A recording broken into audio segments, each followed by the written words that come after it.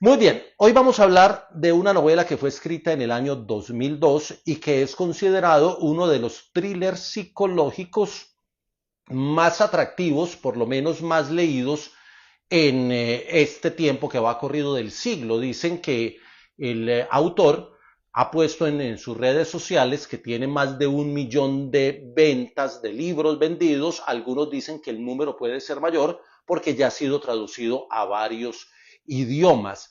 Es un escritor estadounidense que tiene una historia particular, de pronto hablo un poquito de él para entender lo que voy a hablar del libro. El libro está clasificado en esa categoría de thriller psicológico. El thriller, digamos, en el término inglés se traduce como asustar o estremecer, y digamos que en el español se asume el género como el género de suspenso. Es decir, el thriller es una novela, una historia que genera suspenso y que mantiene la tensión progresivamente, ese es el objetivo, de principio a fin en la historia. Digamos que es un recurso que se incluye en la literatura hace muchos siglos, pero que en el siglo XX, siglo XXI encuentra grandes exponentes de este género, y que además dentro de la estructura del relato incluye otros subgéneros que aparecen ahí. No es, digamos, un género exclusivo de la ficción. En el periodismo también se trabaja el tema digamos, del suspenso, el recurso de mantener la tensión de la historia hasta el final. Hay muchos periodistas famosos que han utilizado ese recurso para mantener historias largas, sobre todo cuando se trabaja el gran reportaje. Es un recurso fundamental para mantener a la gente conectada con la historia de principio a fin. La idea es como generar y mantener viva la expectativa. Algunos dirán la ansiedad del lector por saber lo que va a pasar, aunque en el thriller psicológico o en este género de suspenso hay una particularidad, y es que el escritor le entrega recursos, le entrega información al lector, información suficiente como para permitirle imaginar la escena que viene, pero a veces lo sorprende con unos desenlaces y unos giros dramáticos que el lector no está esperando. Por eso es el suspenso, que es distinto al misterio, porque el misterio también es un recurso, algunos dicen un subgénero, donde, digamos, lo que hay es que asustar al lector. También aplica para otras artes, para el cine, para la televisión, donde hay que generar una tensión momentánea, pero sin entregar información suficiente, porque el lector o el televidente o la persona que está viendo la película no tiene las herramientas suficientes, no se las ha entregado la obra en el misterio para suponer lo que puede pasar. En el suspenso, en el thriller, sí se caracteriza, es parte del juego, parte digamos, del género, entregar información suficiente como para que el lector pueda ir suponiendo hacia dónde va la historia, pero la idea es sorprenderlo con esos giros dramáticos. Entonces, digamos que ahí hay una primera definición de lo que vamos a hablar hoy.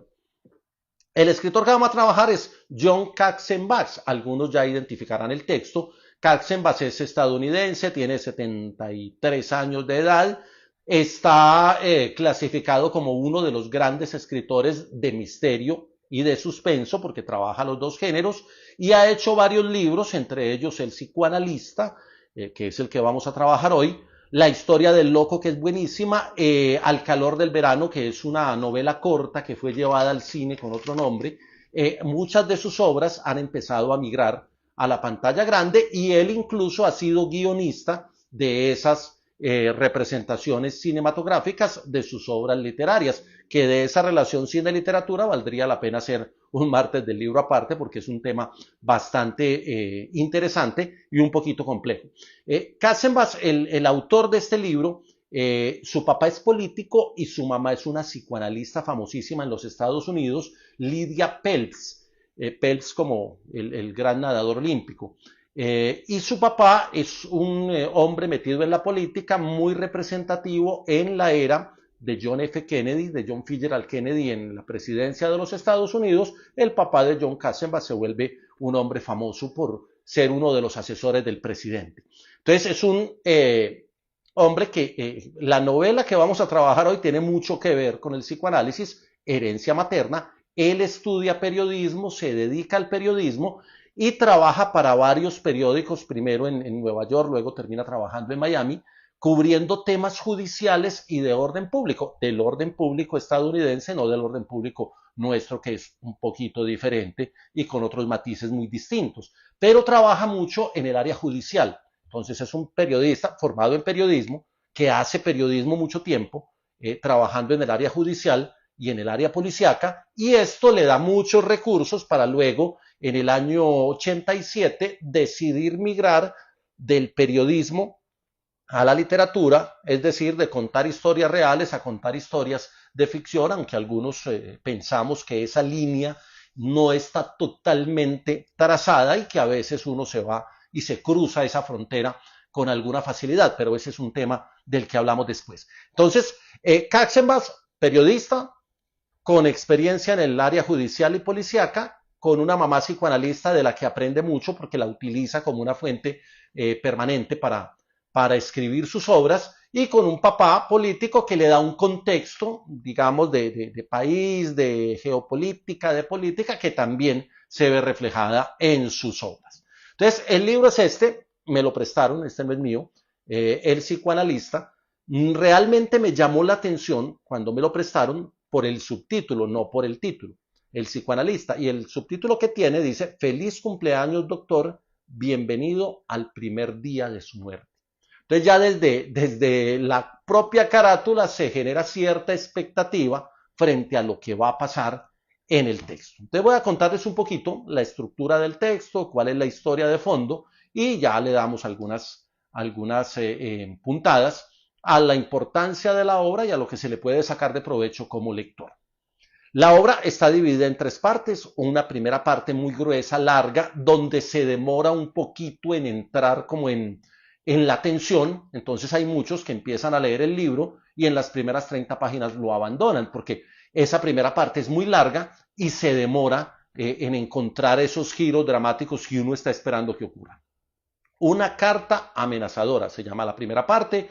El hombre que nunca existió se llama la segunda parte, que es muy rápida, muy dinámica, digamos, muy fugaz, porque te cuenta muchas cosas en muy corto número de páginas. Y luego una tercera parte que titula Hasta los malos poetas aman la muerte. Y ahí ya también genera cierta expectativa. Antes de hablarles del libro, les voy a dar dos datos. En el 2018,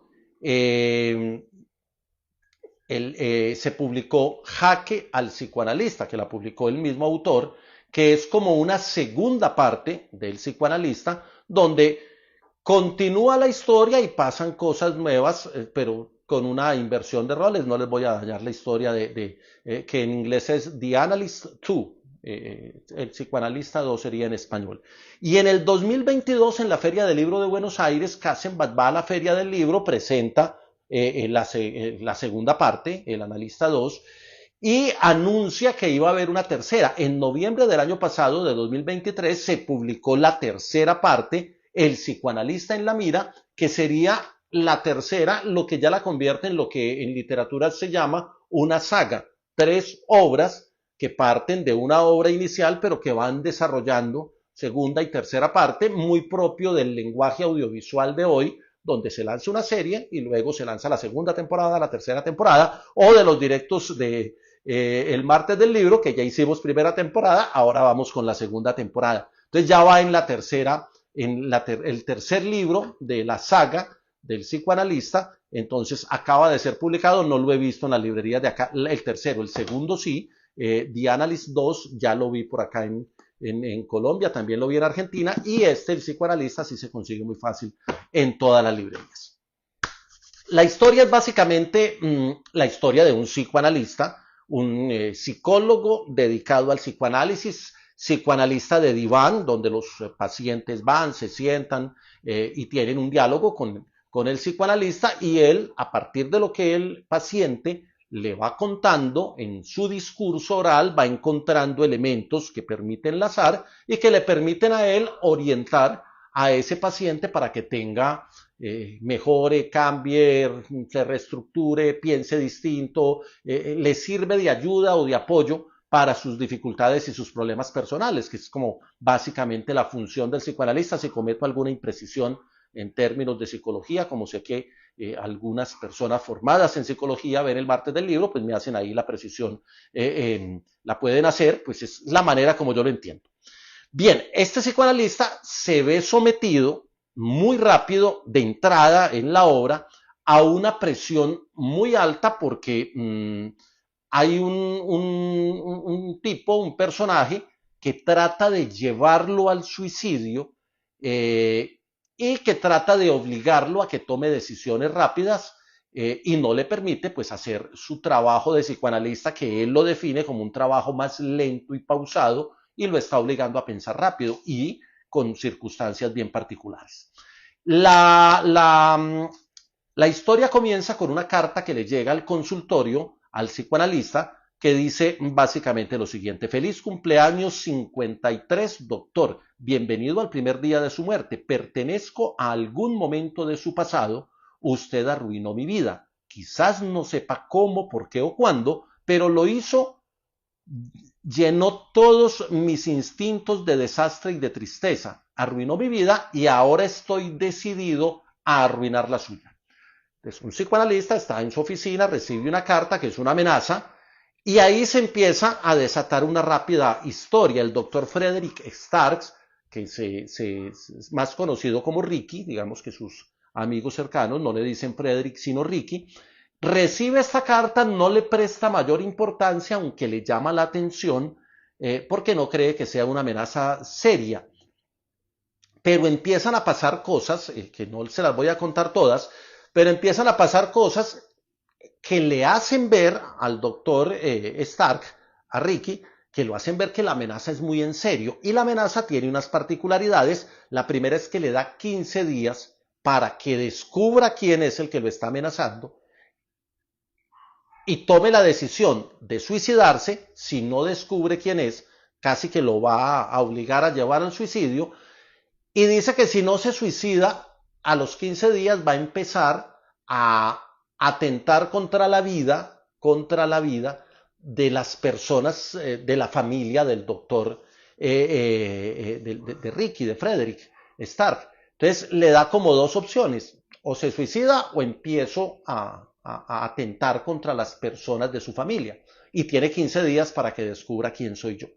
Cuando él empieza a leer eso, le empieza a llamar la atención y además le da una mecánica de comunicación con el amenazante, que es a través del periódico. Le dice que puede colocarle mensajes en el periódico a manera de avisos clasificados y a partir de juegos de palabras, que es un tema bien interesante, tal vez para quienes trabajamos en el área del lenguaje, tal vez de las cosas más interesantes, la estructura de los mensajes que pone el médico para tratar de descubrir a quien lo amenaza y que le pone esta persona que lo amenaza como respuesta en el periódico. Pero hay un tema, y es que hay que llamar, dejar pagar telefónicamente, dictar el mensaje sale al otro día en el periódico y él le puso 15 días de plazo para que descubriera quién era.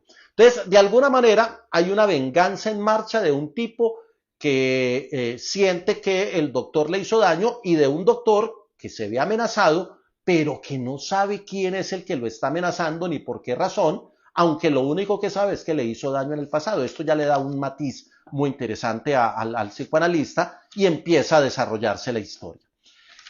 Lo primero que hay es una lista de posibles víctimas, que son los primos, los sobrinos, los familiares cercanos y lejanos del doctor, que se la manda, la lista se la manda el tipo que lo amenaza, es decir, le tiene estudiada a la familia.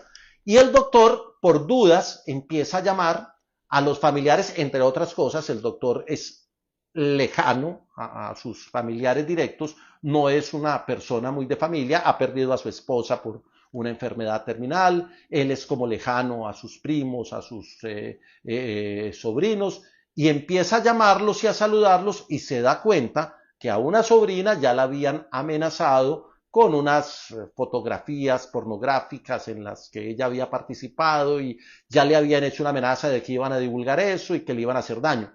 Entonces él empieza a asociar las amenazas con eso. Y luego hay unos acontecimientos que van pasando, pero que van agotando los días. Recuerden que eran 15 días. Y que de alguna manera empiezan a hacer creíble la amenaza y una preocupación, le genera una preocupación gigante al doctor Stark. Entonces, hay un paciente de él que se llama Roger Zimmerman, por allá lo asesinan o lo empujan al metro en Nueva York, porque la novela se desarrolla en Nueva York, y lo hacen parecer como si hubiera sido un suicidio. Esa es como la primera cosa que él empieza a asociar, porque le empiezan a hacer daño a las personas cercanas. Luego aparece un abogado que lo denuncia ante el Colegio de Psicoanalistas de los Estados Unidos, en nombre de una paciente que tuvo hace muchos años y que dice que el doctor Stark la violaba cada que ella iba a las consultas. Y entonces le empiezan a dañar la reputación al doctor. Y lo tercero es que las cuentas bancarias se le cierran. Hay alguien que lo suplanta, cierra todas las cuentas bancarias, entonces el tipo queda sin plata, le dañan el prestigio como psicoanalista y luego hay un atentado en el apartamento consultorio, porque él atendía en el mismo sitio de residencia, y le acaban con su sitio de vivienda. Entonces ya el tipo empieza a sentir que las amenazas son cercanas. Aparecen unos personajes muy, muy, muy bien delineados, que es una de las virtudes del texto. Tiene unos personajes muy bien marcados, tanto en su perfil, digamos, psicológico, como en su perfil físico. Aparece una chica, Virgil, que tiene la función de Virgilio, que ustedes saben que en la Divina Comedia Virgilio es el que enseña el camino al infierno. Virgil aparece y le aparece a hacer la visita al doctor y le dice: vengo a hacer la función de Virgilio, te voy a llevar a conocer el infierno. Entonces ella trabaja para quien lo amenaza, que tiene un nombre, Rumpelstiltskin, que es el señor R, que es más conocido como el señor R, que es el que firma la carta. Y entonces la tarea del psicoanalista, a medida que pasan las acciones y que pasan los días y que el tiempo se agota, es tratar de descubrir quién es el señor R, que es el que lo está amenazando. Él empieza a investigar, a tratar de hacer asociaciones, busca ayuda, va a la policía. Bueno, es una historia larguísima. Y cuando ya se está venciendo el plazo, descubre, por muchas razones que no les voy a contar para que lo lean, descubre que el tipo que lo está amenazando es posiblemente el hijo de una paciente que tuvo él 30 años atrás o 20 años atrás, cuando estaba empezando a ser psicoanalista, cuando estaba haciendo sus primeros trabajos por allá en un hospital, digamos, del Estado, de atención básica para personas que necesitaban ayuda, y empieza a investigar los archivos, va al hospital, reencuentra los archivos y encuentra que hay una paciente de nombre Claire Tyson, que es una antigua paciente que él atendió en 4 sesiones y nunca asistió a la 5.ª sesión porque terminó suicidándose. Entonces él, por muchas razones, termina dándose cuenta que el señor R, que lo está amenazando, es el hijo de esta paciente que él tuvo, y que aparentemente el señor R asume que fue que él no le estaba o no le prestó en su momento la ayuda suficiente a su mamá y que por eso la mamá se suicidó. Ese es el nudo en el que va terminando ese primer capítulo, pero es tanta la presión y han pasado tantas cosas que el tipo se le acaban los 15 días y tiene que irse a su casa de campo y fingir que se suicida para despistar al señor R. Entonces digamos que ahí termina una primera parte larga, pero deja el suspenso de qué va a pasar después. En la segunda parte, el doctor Starr lo que hace es suplantar la identidad de un habitante de calle. Se va a otra ciudad, entre otras cosas, se va de Nueva York, llega a otra ciudad, encuentra un habitante de calle, él iba vestido de habitante de calle, lo que hace es robarle la identidad porque le roba los papeles al otro personaje, se hace pasar por él, con esa otra identidad se empieza a armar una nueva vida, consigue trabajo en aseo en una universidad en la que el trabajo en la universidad le permite acceder a bases de datos, rastrear información sobre el tipo que lo amenazaba, descubre que eran 3 hermanos, que la mamá se suicidó, que los 3 hermanos están vivos. Después va a descubrir que Virgil y el abogado que lo había acusado ante el colegio de psicoanalistas terminan siendo los hermanos de Rumpelstiltskin, es decir, del señor R, y que los tres lo que están haciendo es una venganza por lo que pasó con él, porque atribuyen al psicoanalista el suicidio de su mamá. Entonces, en esa segunda parte, él toma una segunda vida, entre comillas, tiene que cambiar totalmente de estilo de vida, trabajar como hombre de aseo en una universidad, empezar a conseguir papeles con una identidad falsa. Con esa identidad falsa hace toda la investigación y empieza a rastrear a esas personas, al abogado que él acusó, que se llama Merlín, a Virgil, que es la chica que él suponía que trabajaba con el doctor R, termina siendo una actriz que quería triunfar en el mundo de la actuación y demás. Y de alguna manera, después de fingir su muerte, al llamarse ya Richard Lively, empieza una vida nueva y esa vida nueva le permite rastrear sin que el amenazante se dé cuenta que él lo está buscando y que está preparando una venganza, porque a él lo que lo alimenta es la venganza todo el tiempo, porque quiere acabar con el hombre que le acabó su vida. Lo investiga a su mamá, a su padre biológico, los padres adoptivos, porque los 3 muchachitos habían sido adoptados, descubre todo, identifica al señor R y empieza a comprar armas de fuego porque su objetivo es ir a matar a ese tipo que le había acabado su vida. Ahí termina la segunda parte y ya viene la tercera parte, que como les decía ahora, tiene un nombre particular, hasta los malos poetas aman la muerte. Entonces es como un juego, entonces él le empieza a anunciar a la persona que lo había amenazado que el juego ha comenzado de nuevo, entonces el otro se da cuenta que el doctor Stark está vivo, pero no puede rastrearlo porque digamos que para términos judiciales el tipo supuestamente se había suicidado, entonces es muy difícil para quien lo había amenazado inicialmente. Él empieza a tomar revancha, venganza, y empieza un juego distinto porque ahora pasa de amenazado a amenazante.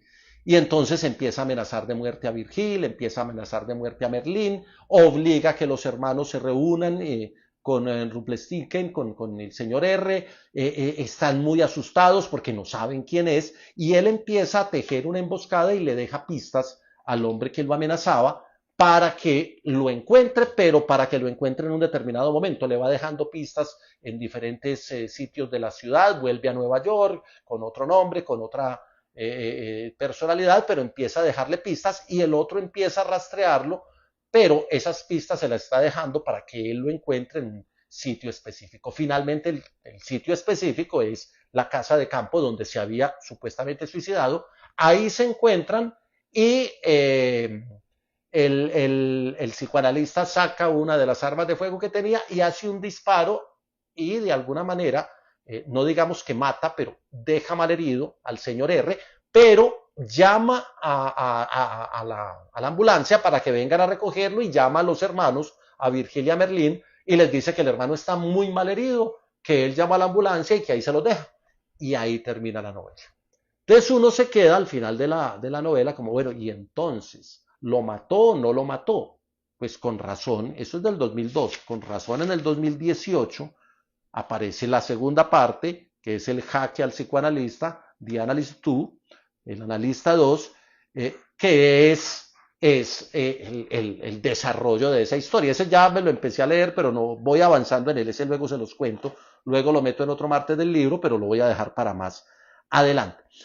Digamos que para quienes están enganchados con el tema, y ya para terminar, es una obra muy dinámica, es una novela muy agradable. Si no les gustan las primeras 20, 25 páginas porque sienten que no está pasando algo de fondo, aguanten un poquito porque después se desatan y tiene unos giros dramáticos constantes en la historia, entonces uno se va enganchando. Digamos que es un lenguaje muy parecido al lenguaje de las series, al lenguaje audiovisual, donde hay giros dramáticos de un capítulo al otro. Aquí es de una parte de la historia a la otra.